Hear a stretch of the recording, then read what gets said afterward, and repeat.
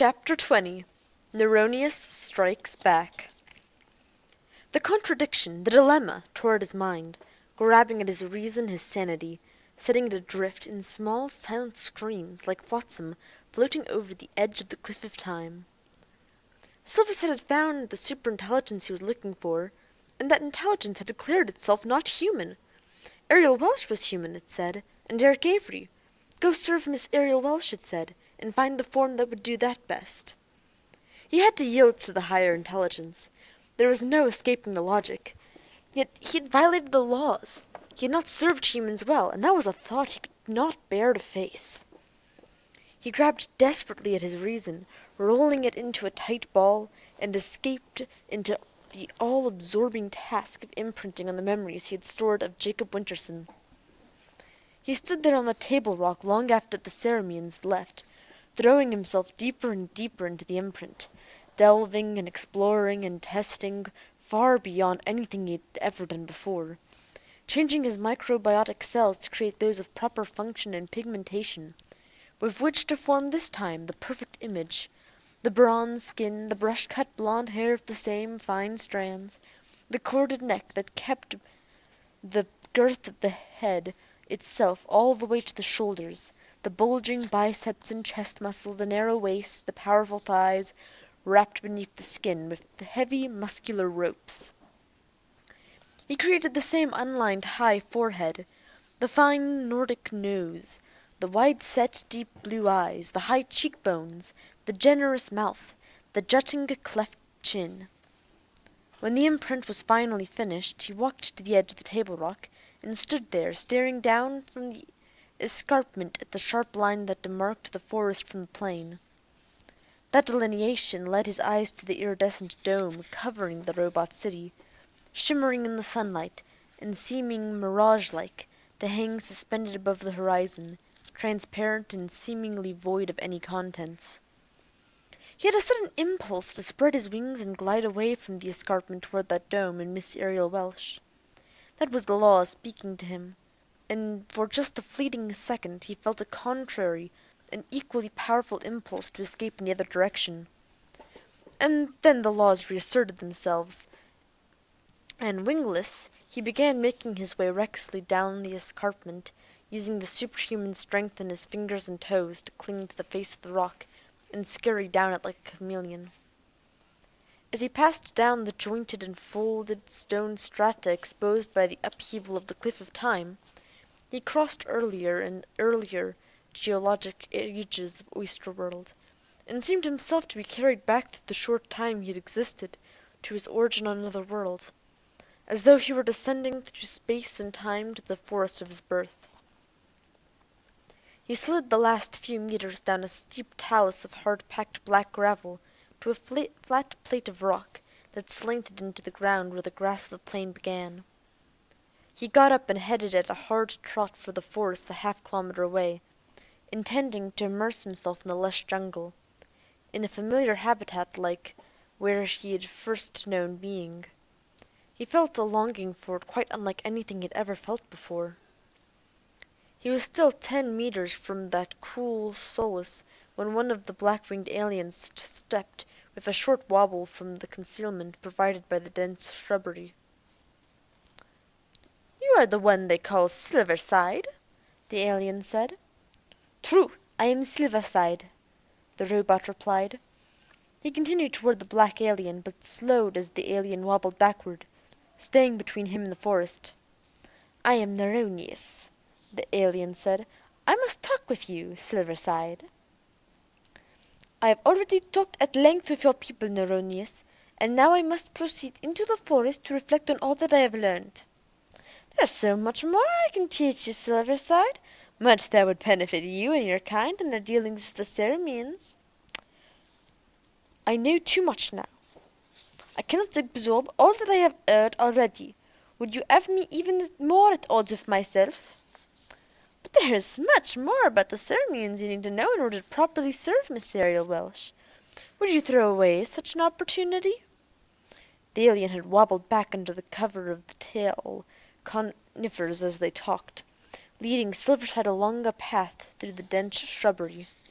Now he stopped, still facing Silverside, blocking his passage into the jungle. "Let me pass," Silverside said. "I do not wish to harm a being that so much resembles the mighty Sinapo." "Sinapo is nothing," Silver sighed. "I can teach you the secrets of the dome that separates space and time. Then when your Miss Ariel Welsh must deal with him, she can deal on equal terms. That secret can be a weapon as well as a tool."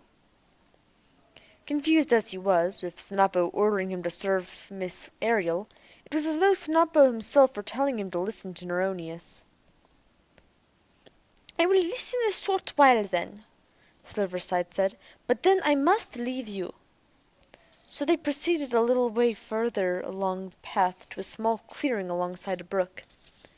Neronius opened his wings, fluttered them as though to shake out uncomfortable creases, and then folded them to his sides again. He tottered over to the brook, sat down on a low flat rock lying half into the small stream, and dangled his feathery tail in the water. "The secret of the dome is merely a matter of understanding space and time, and their relationship to black concavities," Neronius said. "That relationship is best described in terms of tensor analysis." Silverside was already familiar with tensor mechanics, quantum mechanics, general relativity, and space-time physics, which, although more sophisticated in their language and applications, were still the basic sciences developed by Schrödinger and Einstein. Hyper-jump and hyperwave technology were little more than tools that mankind had discovered quite accidentally, and still did not really understand, any more than they understood what an electron was. So now Neronius led Silverside along mathematical pathways dealing with space and time which, familiar at first, became rapidly unfamiliar and bizarre, and twisted his post-Puranic thought-ways in patterns that became ever more uncomfortable. With that discomfort he began to suspect that Neronius, if he could twist Silverside's mind to such a degree, was perhaps superior to Sinapo.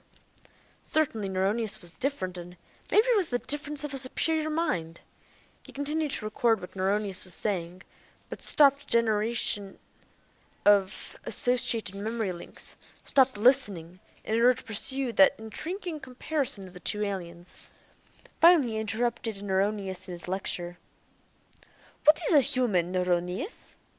"What?" "I have been searching for humans, the beings whose laws govern my behavior. I thought that humans must be the most intelligent species in the galaxy, but Sinapo says Miss Ariel is human, and that he is not, even though he is more intelligent than Miss Ariel." Neronius hesitated. In the silence the twitter of the jungle birds came to Silverside, registering with sharp clarity a serenity and tranquillity that was strikingly at odds with the turmoil in his mind. "I am human," Neronius said. "Sinapo is not." Was there no peace in this life? Unquestionably Neronius was more intelligent than Miss Ariel, and it seemed more and more apparent that Neronius was indeed more intelligent than Sinapo, yet Sinapo was the leader of the Ceremyons. The logical question came immediately to mind. "What do you fit into the society of the Ceremyons?" "I am not a Ceremyon," Neronius replied. "I may appear to be so, but I am not. I am far superior to any Ceremyon." "Are there others of your kind?" "Not on this planet. This one is mine. The others each dominate a planet of their own." Silverside was impressed, yet there was something about Neronius that bothered him. His wordiness, perhaps.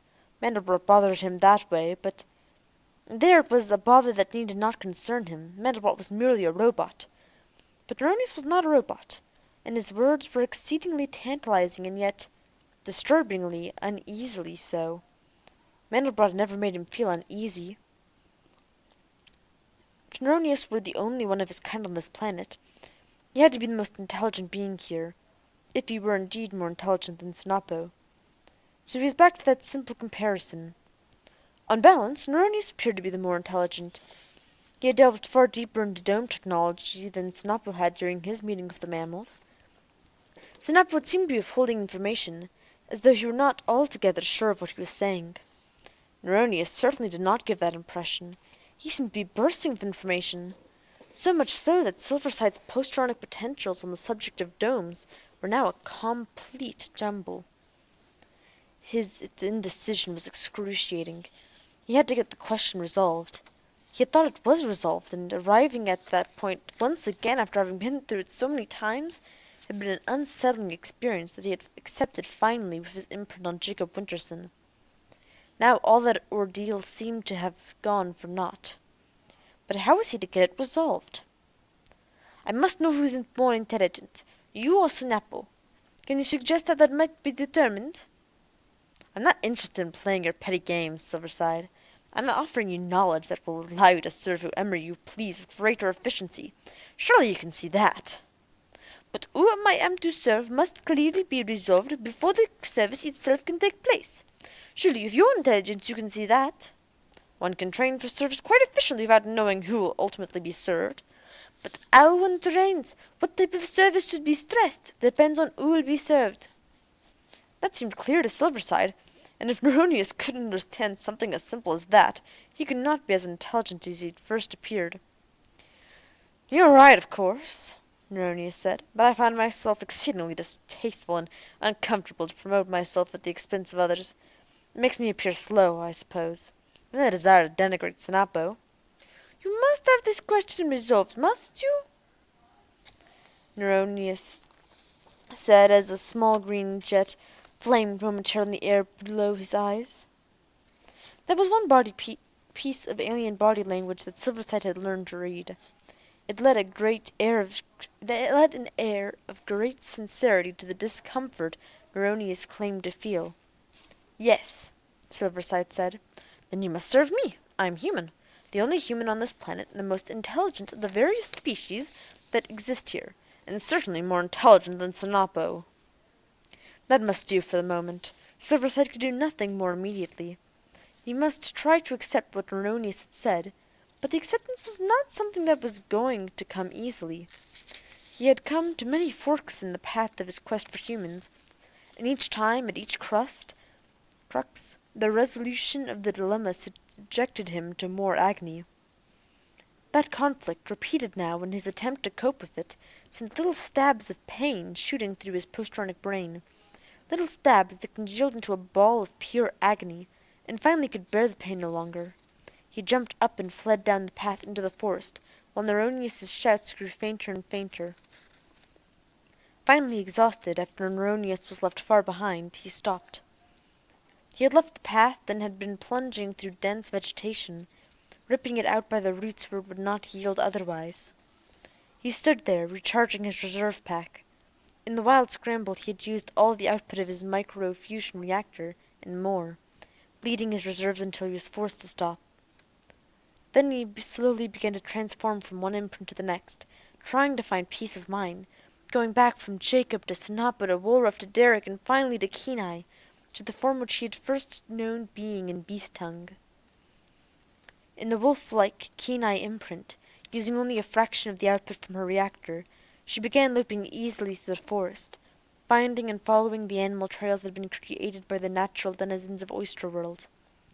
She found a measure of peace in the pleasant natural sense left there by those very basic creatures much lower in the scale of life than Life Crier, but still so like him in their familiar but dissimilar musky scent. The night passed as she roamed aimlessly through the Forest of Repose. Dawn found her at the edge of the forest below the Cliff of Time, back at the trail that led to the clearing where Neronius had lectured her. The night had served to clarify one thing. She must talk to Snappo again, before she could make a final judgment of the humanity of Neronius. She could find Snappo by radio, but the only tactful way to talk to him was on the wing. She could not ask him to come to her. He left a clear impression that he did not want to talk to her further. She must go back to the Snappo imprint in order to talk to him on his terms. When Silverside finished the transition to black-body form, the sun was just rising over the Cliff of Time. There was a Ceremonian circling high over the dome in Snappo's accustomed station. Silverside Wobble hopped into the air and climbed in a long slanted rise, gaining the necessary altitude to reach the alien in the course of spanning the distance from the Cliff of Time. When Silverside arrived above the dome, the alien's hook was pointed aft, so he must be amenable to conversation. With his hook also pointing aft, Silverside quietly glided up beside the alien and said, Lita Sanapo, I need to resolve a matter of Sarko, the alien said. Sanapo will arrive later this morning. Talking to Sarko might be better than talking to Sanapo. Sarko knew both Neronius and Sanapo was the leader himself. Who better to judge between the two? I must get a matter of extreme urgency resolved, Lita Sarko. A matter of understanding Sanapo better so as to compare him with Neronius and properly place him in the hierarchy of intelligence relative to Neronius, who claims to be the most intelligent creature on this planet. Neronius, by the great Patero! Sarko hissed, emitting a small green flame simultaneously. Neronius says further that he is a human and not a Ceremian, and that there are no others of his species on this planet. I hesitate to term him a Ceremian myself, Sarko said, but unfortunately he is a paranoid Ceremian suffering delusions of grandeur. He's certainly not more intelligent than Sanapo, take my word for it. He wouldn't have been ejected from the Cerebron elite if he were. He has been a member of Ceremian society, then? Most certainly. Something we all regret now, but did little about at the time, because Neronius was so insidiously clever. Cleverness, however, does not equate to wisdom and intelligence. I thank you for your help. You have been of great assistance. I will take my leave now. Silverside bowed and dropped. Chapter 21 Reprieve. They had posted Jacob and Mandelbrot on the balcony of the apartment to watch through the night for the premature closing of the dome. "This reminds me of another night before you came," Jacob said to Mandelbrot. "I spent it much as we are destined to spend this night, but I did not have your company." "I trust that nothing untoward happened that night?" Mandelbrot said. "No, but that was the last night Miss Ariel spent under the dome that might imprison her inescapably. She spent the next night in the lorry, sleeping on the back seat. The next morning the first crisis with the aliens was resolved. Let us hope this crisis will be similarly resolved to a pleasant ending. What are the chances of the Wild One, do you think?" "As you observed earlier, he's unpredictable," Jacob said, "but I wish him a great deal of success for Miss Ariel's sake. It would seem that wish has gone astray. His return is long overdue." "I fear you're right," Mandelbrot said. "Master Derrick observed that the alien leaders returned in mid-afternoon to their normal stations, although that was not altogether clear to me, since one looked so much like another." They had all waited, sitting in the lorry outside the dome, watching for Silverside's return. A flock of the black aliens had returned from the direction they took when they flew off with him in their midst, but he was not with them on the return. That did not bode for the safety of the Wild One. For Jacob the night passed much as it had before, except that this time he had the company and the conversation of Mandelbrot. They had a short inconclusive exchange regarding the laws of humanics, and then they began a long investigative conversation, delving into the many ramifications of Jacob's new knowledge of hyperwave communication, the knowledge that there were two types of modulation, not just one, the old discrete type that they were all familiar with, and now this new continuous type that they had deduced from their alien's remark, and which now explained Derek's mysterious internal monitor link with the supervisors of the robot cities. The technology for that link was developed by the erratic Dr. Avery, and understood only by him, until Miss Ariel had pushed them into drawing parallels and connections with the two types of hyperspace travel: jump teleportation, which was related to discrete hyperwave modulation, and key teleportation, which was related to continuous hyperwave modulation. In the course of the long night they drew parallels and derived conclusions that they recorded by joint effort as a long and comprehensive dissertation for the robot city's archives, an exhaustive treatise that was intended to answer any and all questions on the subject. It was a longer night for Ariel and Derek, a night they spent closeted in their bedroom to avoid exposing Woolruff to their disagreement. That friction had now escalated beyond the mild and not unusual interplay for dominance that characterizes the relationship of many pairs of lovers. It started immediately after dinner, when Ariel had gone into the bedroom to get away from the rest of them. She was feeling intensely sorry for herself. Why was it so important that she pull off this effort at conciliation and cohabitation with a bunch of aliens? This attempt to save and incorporate into the galactic community a world she didn't give a darn about. Was it merely a matter of pride? An attempt once again to prove her capacity for leadership? Derek never insisted that his must always be the last word, the final and ultimate judgment on things that affected both of them, and that they were both mutually responsible for. Yet why did he always make her feel childish when she tried to establish her individuality in that regard? She had as much right to make decisions as he did, and frequently the decisions he made that were right only because her advice kept him from going astray. Certainly she knew more about controlling robots than he did.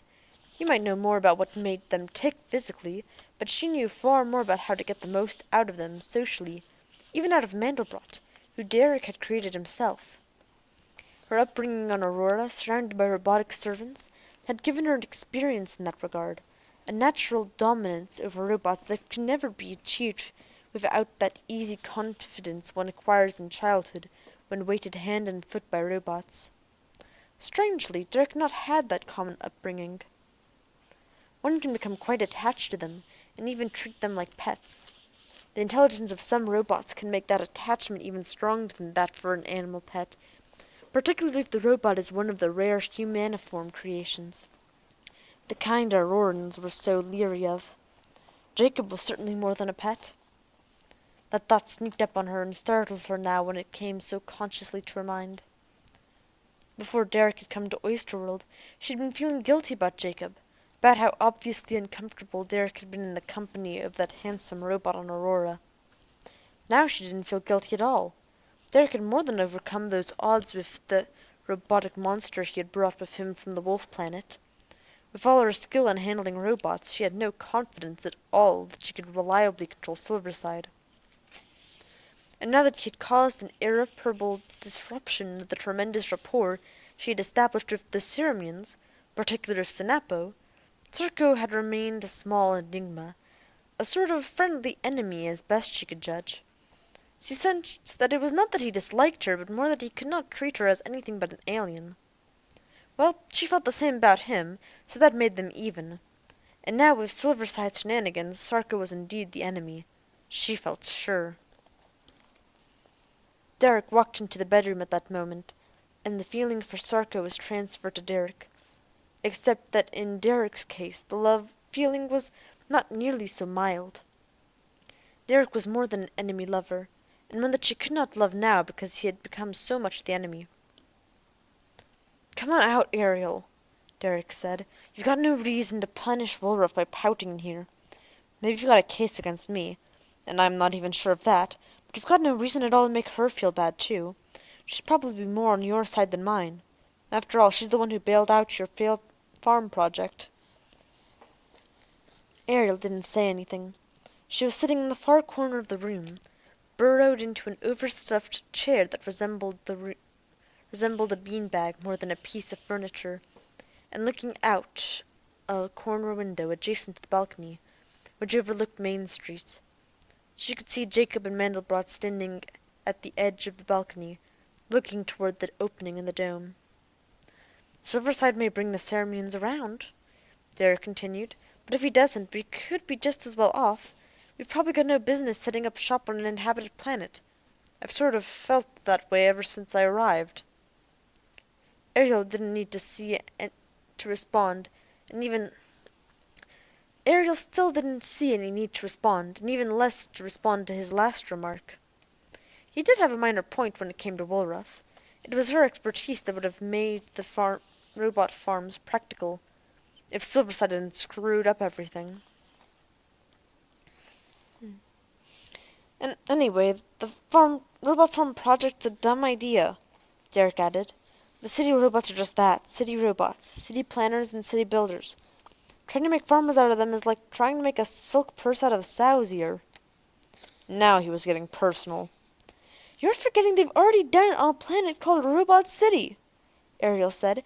"And you're such a great engineer, you didn't even know your own internal hardware was modulating hyperwave in continuous mode. You even thought your screwy father had invented some altogether new form of communication. Right, genius? You're likely wrong about that. What are the odds that a woman and a bunch of robots are going to come up with anything the least way innovative? That's it, isn't it? Because the farm robots are a woman's idea, it's a stupid idea? You are a male chauvinist pig, Derek Avery. And you are a libertine tease, Ariel Welsh. I suppose you're referring to Jacob, getting down to the nitty-gritty, getting really personal. You weren't, I suppose. What, calling you a chauvinist pig? What do you call it? Stating facts. And the hyperwave modulation. I suppose you call those facts, too, the apparent mental peregrinations. She didn't let on that she didn't know what peregrinations meant. Continuous modulation is a fact, you ninny, and you don't need to take that from a silly woman. Ask any Ceremian. Darn, Harriet, why are we fighting like this? I just came in here to be nice. Telling me how much I'm hurting Woolruff? That's nice. It's the truth. And you're gonna be sure I know it's the truth, right? So you can hurt me a little more. I didn't come in here to hurt you, just to try to poke some sense into your thick head. Those are nice, pleasant words, too. Keep it up, Derek. It's the truth, though. That's why I came in here. How Woolruff feels isn't what's really bothering you, is it, Derek? Oh, what would you suggest? It's really Jacob, isn't it? You're jealous of a robot, aren't you? I don't care if you love that freak machine. It's none of my affair. Ariel didn't say anything to rebut that last remark. She was a tease, and she wanted him to dwell on his last thought without being distracted. No, Derek said, after a space of a breath or two. I do care, because if it's true, you'd be darned sick. And I do love you, Ariel, whether you want me to or not, whether you love a robot or not. So it's true, I want to help you, and rather desperately. He walked into the adjoining personal and closed the door. It went on like that the rest of the night. They didn't get much sleep, nor did they make up as they usually did when they had finally exhausted one another emotionally. Derek slept on his side of the room, and Ariel slept on hers. But they didn't sleep much, keeping each other awake by tossing and turning, and generally flouncing around to enhance the other's anger. Morning finally came. They ate an early breakfast in silence, and they all rode in the lorry to the opening in the dome, well before the time when dome construction would normally start if it were going to take place. It did not take place. Instead, the two aliens, Sinapo and Sarko, arrived in their usual dramatic fashion, with a great show of black wings. Ariel, Derek, and Woolruff climbed down from the lorry to stand into the right front wheel and talk with the two Ceremians. "It's our turn to request an audience, Miss Ariel Welsh," Sinapo said, "for we discovered that a misunderstanding exists between us. You should not be held responsible for the errant behavior of servant machinery, apparently not yours, trying to pursue its orders in the best way it knows how. I'm referring, of course, to the servant you call Silverside. The question is, whose machinery isn't, and whence did it come? It came all rolled aboard your vessel, Woolruff. At that time it had your form. Care to explain that?" "No more than you can explain why it took your form," Woolruff said. "Derek knows more about it than anyone else." "I first encountered it on another planet," Derek said. "At that time it was the leader of a pack of intelligent lupine beasts. They were attacking and interfering with Avery robots during the construction of a city, much like the one you have enclosed with your weather node compensator. I made a sort of peace with it in order to study its physical nature and programmed behavior. I recognized at the time that it involved certain risks. I alone am responsible for any inconvenience the robot may have caused you. As you've recognized, its objectives are basically benign, even though its behavior may at times seem erratic. As you also recognize by your own words, benign objectives can sometimes motivate evil things, particularly when two adherents interact. I must warn you that we all have an apparent cerebrain on the wing, more rational than your Silverside, and the two have already begun to interact. You are familiar with the Ceremian Neronius, Miss Ariel Welsh? He is the one who impetuously curtailed one of our earlier meetings. The Cerebrans in full Cox have now stripped him of all authority, something I could not do on my own during our meeting because of the rules that regulate our government. We Cerebrans can do little more at this time. It is a danger to all of us, and his interaction with Silverside, benign though it may seem to the robot, could create a very explosive situation. So you see, Derek, we feel responsible for Silverside, you feel responsible for Silverside, and we feel responsible for Neronius. But our feelings can do little at this time to correct a nasty situation created by your scientific interest and our governmental restrictions, which prevent both of us from neutralizing the agitators.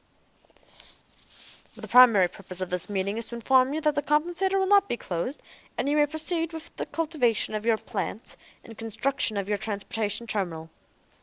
Thank you, Ariel said. We are grateful for your foresight, and will proceed with those projects. We have not seen Silverside for almost a full day now, Derek said. Do you know where he is or what he's been doing? Zarko spoke now. He's exceedingly confused about who his master should be. Based on his own programming, Miss Ariel Welsh is his most likely master, and Sinapo so instructed him yesterday afternoon at the Cliff of Time. He immediately began a transformation into the form of your robot, Jacob Winterson, and was last seen that afternoon climbing down the rock face of the escarpment. Then early this morning he ascended to meet me in the form of a Ceremian, as best he could manage, as you know. That is a startlingly huge Ceremian. It was then that we learned of his interaction with Neronius, who had tried to pass himself off as the only human on the planet in order to win Silverside's allegiance. I hope I was able to forestall that. I watched Silverside descend to the plane of serenity, and watched as he transformed to a being that looked from that distance something like Woolruff, but probably twice her size. I last saw him entering the forest of repose in that form. That would be his Kenai imprint, Derek said, one of the lupine creatures he copied on that other planet. Thank you. At the very least we know he's still alive and hope he'll return. Thank you very much. The two Ceremians turned then and took to the air. Immediately after the meeting, in the short time that was left before lunch, Ariel, Derek, and Woolruff began planning the robot farm experiment, discussing in broad outline the revisions in the programming of the Avery robots that would be required, not only for the many different farms themselves, but also for the creation of the city's new terminal facilities that would be needed to support the farms. Silverside did not return by the time they sat down to lunch. In spite of all the trouble he had caused her, Ariel felt inexplicably concerned about his welfare. Bum, bum, bum. And that ends that part. Our next couple chapters are certainly going to be interesting. Next time, the next two chapters will be the egg and a final imprint, so I guess we'll finally figure out who Silverside chooses to believe, but that'll be next time. I hope you've all enjoyed and have a nice day. Bye!